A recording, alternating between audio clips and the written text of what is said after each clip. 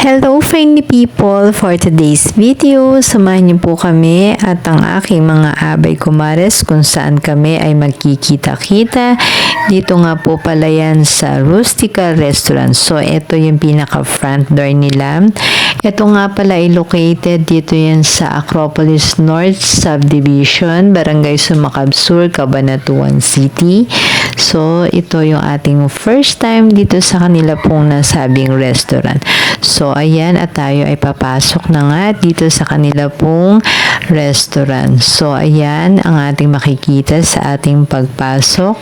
Ang ganda ng ambience. So, ito, first time natin dito sa restaurant po nila. So, dati kasi, nung napunta kami nun sa Rustica, hindi pa ito yung location nila. So, ito new location nila. Dito yan sa may Acropolis North. Ang ganda ng loob. Tapos, ang linis niya.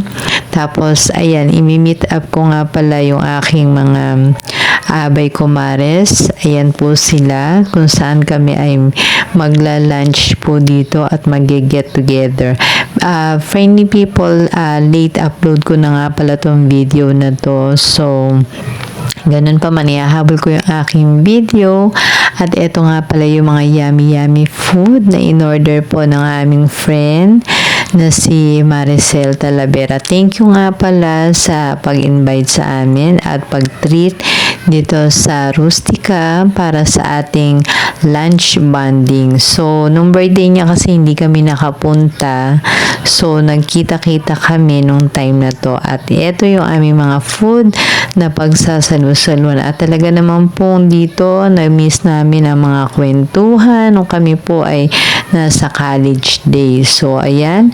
At kami ay kakain na ng aming lunch. Ayan. So, kasama ko dyan sila Abay Tina, si Abay Tela, si Abay Winnie, si Tita Lorna, si Maricel. Ayan. At kami ay mag-get together. Dito yan sa Rustica. Ayan. So, this is our happy moment, happy bonding.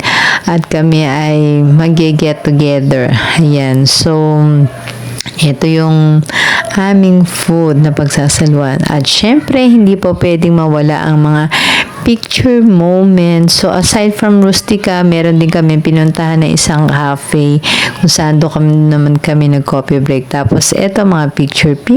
So, ito nga pala yung labas nung Rustica. So refreshing. Thank you for watching. See you po sa mga next video ko. Bye!